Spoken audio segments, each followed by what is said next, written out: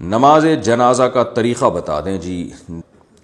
بھائی نماز جنازہ کا طریقہ بہت آسان ہے۔ نماز جنازہ میں 4 تکبیر فرض ہیں، یعنی اگر کسی کو کچھ بھی نہ آتا ہو جنازے میں، امام نے جب اللہ اکبر کہا تو یہ بھی اللہ اکبر کہے، امام نے جب دوسری دفعہ اللہ اکبر کہا تو یہ بھی اللہ اکبر کہے، جب امام نے تیسری دفعہ اللہ اکبر کہا تو یہ تیسری دفعہ کہے، امام جب چوتھی مرتبہ اللہ اکبر کہے تو یہ چوتھی مرتبہ اللہ اکبر کہہ دے، اور امام جب سلام پھیرے تو یہ بھی سلام پھیر دے، تو یہ جنازہ ہو گیا۔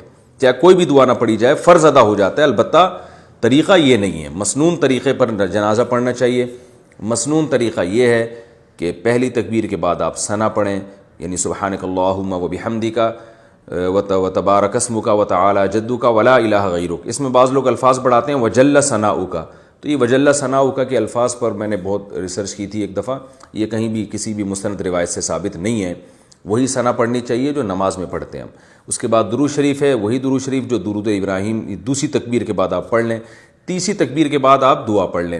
ایک مشہور دعا ہے اللہم اغفر لحینا ومیتنا وشاہدنا وغائبنا، یہ والی مشہور دعا بھی پڑھ سکتے ہیں۔ اس کے علاوہ بھی حدیث میں بہت ساری دعائیں آئی ہیں، ہم لوگ ایک ہی کو پکڑ کے بیٹھ گئے، بہت ساری دعائیں، بڑی اچھی اچھی دعائیں ہیں، تو کم از کم 2-4 دعائیں تو وہ یاد کر لینی چاہیے، تو وہ دعائیں بھی میت کے لیے پڑھنی چاہیے۔ اور اگر کوئی سورہ فاتحہ کو بطور دعا کے کبھی کبھار پڑھ لے تو یہ بھی جائز ہے، حدیث سے ثابت ہے۔